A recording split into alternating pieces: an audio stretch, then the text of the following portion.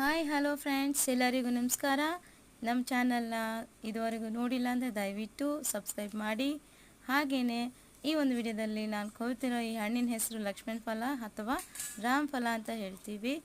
ಈ ಹಣ್ಣಿನ ಗುಣಗಳು ಏನೇನೆಂದರೆ, ಇದು ಸ್ಕಿನ್ಗೆ ತುಂಬಾ ಒಳ್ಳೆಯದು.